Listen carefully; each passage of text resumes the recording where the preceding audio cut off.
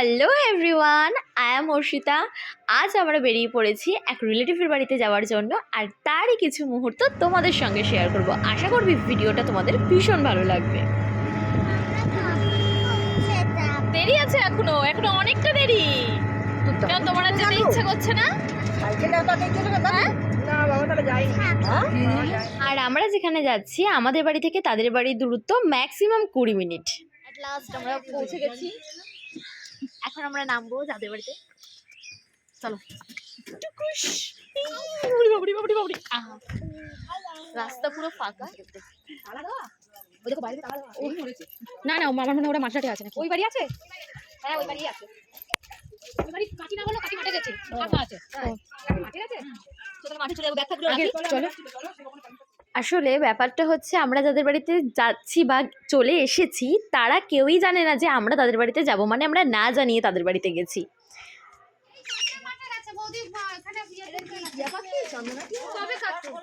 এটা কবে কার?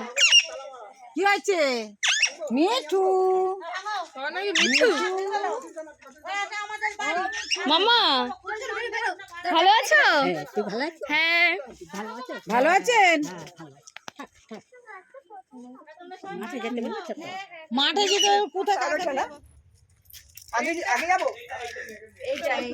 সোম আমরা জানি না, চিনি না, যেহেতু অনেকদিন পর এসেছি। দাদু তুমি ওদের কথা শোনো না, তুমি চলো। তাই তো, দাদু তো এসছে, দাদু জানে। 1 বছর আগে আমরা এই জায়গাটায় গেছি, আবার মানে আজকে যাচ্ছি, তো সেই ক্ষেত্রে অনেক কিছু চেঞ্জ হয়ে গেছে, আর রাস্তাটাও প্রায় আমরা ভুলে গেছি। এখন আমরা যাচ্ছি যেখানে চাষ হয় আর কি, ওই মাঠটাতে। তো ওই মাঠটাতে যাওয়ার দুটো রাস্তা, একটা হচ্ছে মেন রোডের ওপর দিয়ে, আর একটা হচ্ছে শর্টকাট যাওয়ার রাস্তা। তো এই শর্টকাটে যাব বলেই আমরা এই রাস্তাটা ধরি, আর এটা পুরোপুরি বাঁশবাগানে ভর্তি, মানে বাঁশবাগান ছাড়া এখানে আর কিছু নেই, আর তার মধ্যে দিয়েই আমরা যাচ্ছি। আর সব থেকে ভয়ঙ্কর জিনিস যেটা আসতে চলেছে, মানে দেখে হয়তো মানে খুব ইজি ব্যাপারটা লাগবে, বাট এতটাও ইজি নয়। এখন আমরা যে রাস্তাটা দিয়ে হাঁটছি সেই রাস্তাটা সূর্যের আলোতে যতটা সুন্দর বা ভালো লাগছে, আমার মনে হয় না যে রাত্রিবেলার দিকে এতটাও সুন্দর বা সেফ এই জায়গাটা। একটু আগেই বললাম না যে একটা ভয়ঙ্কর জায়গা, এই যে সেই জায়গাটা, মানে দেখে ভীষণ আমার ইন্টারেস্টিং লেগেছিল ফার্স্ট টাইম, যে এরকমভাবে পুকুর পার করবো একটা বাঁশের বেড়ি দিয়ে। তো যখন যাচ্ছি তখন এতটা ভয় লেগেছে, তো আমি নেক্সট টাইম আমি বলেছি যে এই রাস্তা দিয়ে আমি আর যাবো না। অ্যাট লাস্ট আমি ওই বাঁশের জায়গাটা থেকে পেরিয়ে এসেছি, সেতুটা থেকে, বাট এতক্ষণ আমি একটুও হাঁপাইনি, বাট ওই পুকুরটা পার করতে গিয়ে আমার এতটা ভয় লেগেছিল, মানে কি বলবো, জাস্ট মানে ইমাজিন করা যাবে না।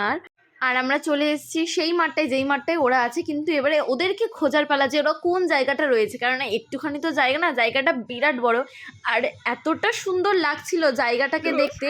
ওইটা কি গাছ গো পিসি? কি গাছ? না না, ওই দেখো কি হয়েছে গাছে। ও আচ্ছা, এখানে সব চাষবাস করছে। এই যে আমরা আসলে যাদের বাড়িতে এসেছি তারা এই যে বড় বউ দুজন মিলে এইখানে পুঁই শাক পালং শাক তুলছে। তুমি কি শাক তুলছো পিসি? বেতো বেতো বেতো বেতো? হ্যাঁ। ও মা, তুমি কি শাক তুলছো? সব বেতো শাক তুলছো? এদিকে মারা পালং শাক তুলছে, আর পালং শাকের ফাঁকে ফাঁকে না আরো অনেক রকমের গাছ আছে, মানে শাক আছে, ওটা দাদু তুলছিল। শুধু পেঁয়াজ কলি, ওলকপি, পালং শাক আর টমেটো, ব্যাস এই কটাই রয়েছে। আর আপাতত আর কোনো গাছ আমি দেখতে পাচ্ছি, মানে গাছ তো প্রচুর রয়েছে, বাট চাষ হয়েছে এই কটা জিনিস। সো ওখানে তো মারা আর কি শাক পাতা তুলছিল, আর এখানে আমরা 3 জন মিলে চারিদিকটা ঘুরে দেখছিলাম, বেশ ভালো লাগছিল চারিদিকটা ঘুরে দেখতে। এই কটা মূলো চুরি করাই মা আর পিসি মিলে চুরি করেছে, আরও এখানে রয়েছে অনেকগুলো চুরি।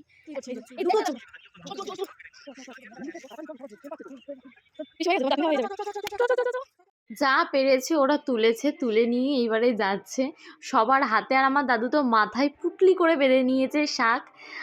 মানে জিনিসগুলো আমরা তো বাজার থেকে কিনেও খেতে পারি, বাট এই যে চাষের জমি থেকে তোলা এই যে ব্যাপারটা, জানি না কার কার ভালো লাগে, এই ব্যাপারটা কিন্তু আমাদের ভীষণই ভালো লাগে, আর আমরা এদের বাড়িতেই আসি, আর এই চাষের জমিটা ঘোরার জন্য আরও বেশি করে এদের বাড়িতে আমরা আসি। এবারে যাবো আমরা যাদের বাড়িতে এসেছি তাদের বাড়িতে যাবো। ভালো মা সব গোজা চাল করে দিয়েছে। ভালো কিছু সবাই বসে রয়েছে। দীপ হাই কর। অনেক ছিল। বহুত দিন আগে আজকে চা সিঙ্গারা সাথে অনেক অনেক গল্প হলো একসঙ্গে সবাই মিলে বসে। বেশ ভালো গেল আজকের এই সন্ধেটা। তো এরপর আমরা বাড়ি যাওয়ার জন্য রেডি হব। মামা রেডি? চলো এবার বাড়ি যাব। সো আজকের ভিডিওটা এই অবধি। দেখা হচ্ছে তোমাদের সঙ্গে অন্য কোনো ভিডিওতে। বাই।